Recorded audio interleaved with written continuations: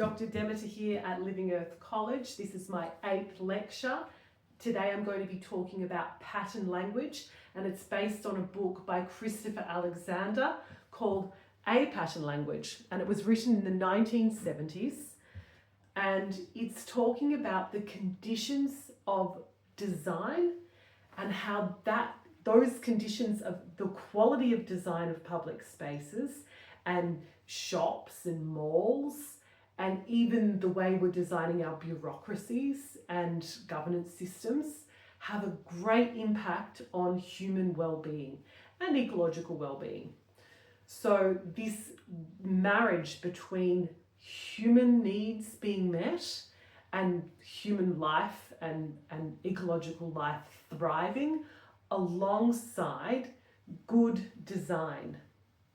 So design designs essentially a supermarket that has fluorescent lights and lots of plastic wrapping and electronic checkout system designs human behaviour and designs conditions.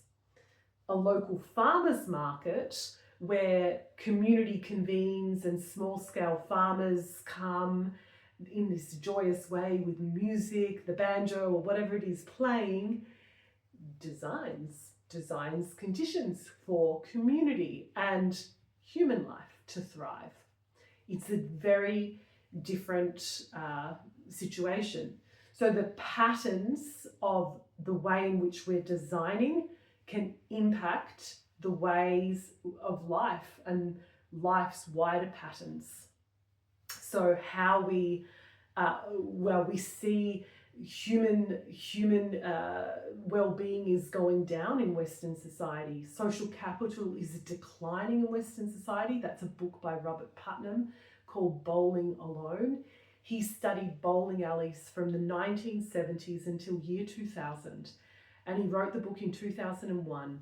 And what he saw, he looked at data inside bowling alleys from the 70s until year 2000 and discovered that people were bowling in groups, and over time there was this decline in people going to bowl together. Up until year 2000 people were bowling alone, and that's because the industrial society and work-life balance had changed, and people were spending more time in the office. People were going into cities, so there was hypermobility, more urban sprawl, of big urban sprawl, and less smaller scale shops, and all of this led to this crisis of isolation, and we're still seeing that today play out. And agriculture, as Christopher Alexander says, and as Helena Norberg-Hodge says, and I say, and many other philosophers and economists and whoever they are, they're saying it. Agriculture, small-scale agriculture and small-scale designing with a focus on local economics and local communities can change human life so significantly and satisfy many more fundamental human needs that we have of belonging, creativity and identity, and fundamental human needs that make life good. So I just wanted to read two different sections of the book. Firstly, he has a different design. So in design 81, departments and public services don't work if they're too large. When they are large, their human qualities vanish. They become bureaucratic and red tape takes over. So that's just having a little think about how we're designing our governance systems. And as mentioned yesterday, the idea of convivial governance and how government can design convivial models of governance that allows communities to participate in the services that are being provided to them and the projects that are implemented in their places and what they require. This kind of vernacular listening, deep listening to the community is really important. And I will give a lecture on convivial governance, it's a passion, and that'll be coming soon. It's also in my book, I talk about it, Con Viv. This is my book, Learning to Live with Life, and you can find that on the Living Earth College website.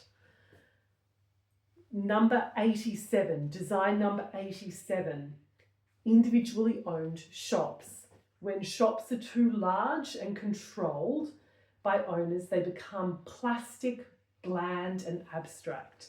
So have a think about the example of the supermarket and the farmer's market. It's an example of how maybe one need is satisfied in the large supermarket to get the food, and the many needs are satisfied in the farmer's market model of identity and belonging and creativity and accessing your food. So a pattern language, this book is really interesting, but I want to sort of kind of put the lens out a little bit now on this idea of patterns.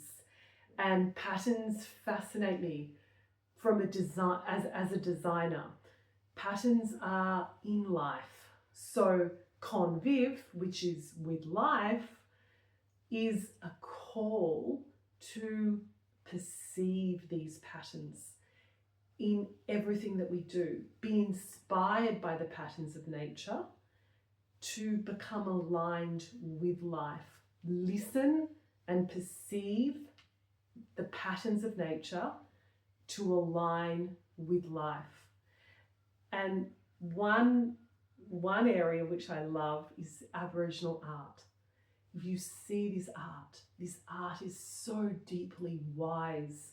The dots, and they look like the microscopic cells when we look under the microscope, and they're the same dots that we see in the sky, in the cosmos. And Steiner talks about as above, so below. And he also says, in the seed is an image of the universe. So he was fascinated with micro and macro patterns.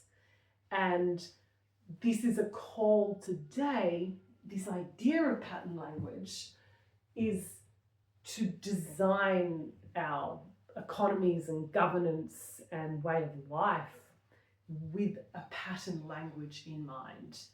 And it requires us to perceive the world in a different way.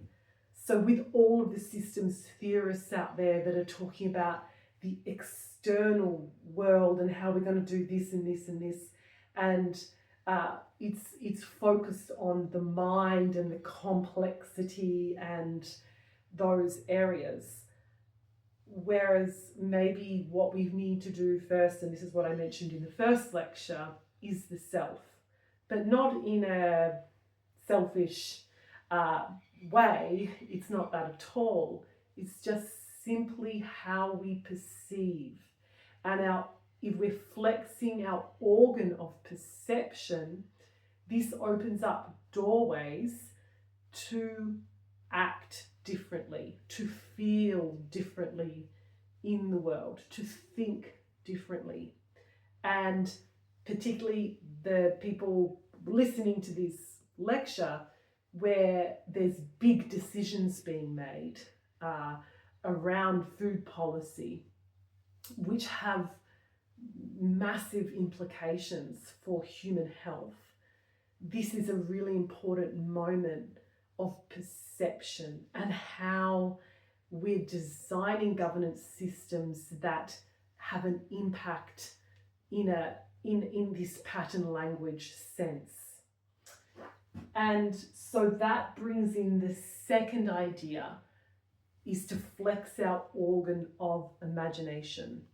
Because once we're perceiving in a conviv with life way, we are then opening up a very interesting palette of a canvas, a blank canvas of imagination to reimagine and to redesign the way we are doing things, and to turn the ship, so to speak, in the Con Viv kind of with life direction, and that's supporting people, places, and planet.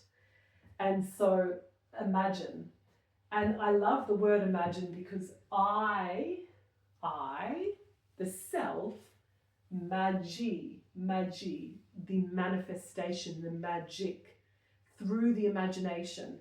And that connects to the idea from lecture 2, where I introduced the idea of design and desire. Design being a way to bring a plan into action. I like the way that design is sort of like, it's sign, it's the word, the tangible, making it happen concept. That's the word's essence. But design is also connected to desire. Desire is the dreaming, the imagining of what something could be. And that's the two are a beautiful combination, and it's linked to this idea of flexing our organ of imagination. So pattern language, I sort of have brought a little bit of a Con Viv perspective into the pattern language, but I think that the basis of the idea is coming from Christopher Alexander, but I encourage you to look into Designing Regenerative Cultures by Daniel Christian Wall. Have a look at my Con Viv book, and we are looking at the patterns of life itself and how that phenomenological evidence and feedback allows us to we're perceiving differently when we're listening to the ecological patterns. That's the perception, but it also inspires us to reimagine the way we're doing things on the planet. And then we become aligned with life and the interconnected whole that it is and our role in it. That's kind of all I need to say today, I think, on pattern language. And I did have tarot cards, so I can finish on them. But I had the Page and Knight of Pentacles, which is interesting because they were a pattern in themselves. They're the Earth pattern. And I thought, oh, that's interesting and that's lovely. And then, but then I pulled the Death card, and I was thinking, oh, that's kind of, it seems we may perceive that to be a negative thing, but the Death card is actually the elder flower tree. And when I was at the Canadian Herb Conference, there was a very wise woman who said to me, listen to the plants. The plants are ancient. They bring us, we've always been connected to the plants. They're part of our biology. So they are the elders. And this card came in today because there is a very wise concept to be shared thanks to this elder flower tree. It is that we earthly beings, the Page and Knight of Pentacles, we are young in our perception because they are not the Queen and the King of Pentacles. We in our maybe our evolution of being human on the earth, we're young, we're learning, and that's okay. So we can't beat ourselves up. And we are learning a new way of perception and of perceiving. And the elders, so the Whale Dreaming Council in Australia, the women elders there said, always listen to your elders. And the elder tree came in today, and they, I believe, mean it in terms of the elders, but maybe they do mean it in terms of the plants and the land, and not just the human elders. I'm not sure. I have to actually ask them and cross-check. But definitely this is what the lady at the herb conference shared with me, is that the plants are the elders, and so we are learning to perceive in a new way which is aligned with life.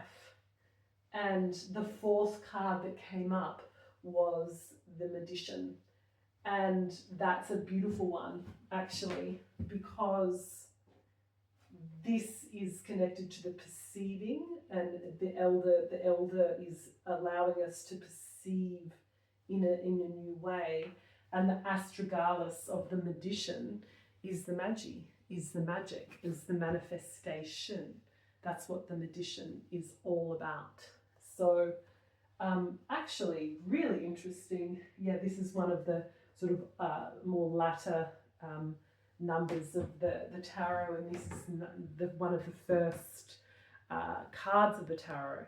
So it's a renewal, and through our reimagining and manifesting, but we must be perceiving in a aligned way before we manifest. That's what the cards had to say anyway. So that's my lecture for today. Thank you so much. Please like and subscribe and share these videos around. They're a little bit different to your traditional kind of theoretical university lecture, but that's why I'm not teaching in the university. I'm teaching out of a cob house from Magical Farm, Tasmania, because there's freedom of expression here, and I do have a very vast experience of working inside institutions, and I'm here to lend a creative lens to see how we can dig deeper to solve some challenges that we face in this food space. And I'm here to support that journey, and that's why Living Earth College is here too. So join the page, join one of my courses. I'm going to be in Italy. I've had quite a lot of interest from people in the Southern Hemisphere after posting the Italian course that I'm offering in January. So I'm in the process of putting together a food design lab in Tasmania, and well, stay tuned, and I'll be in touch with the next lecture soon. Thank you.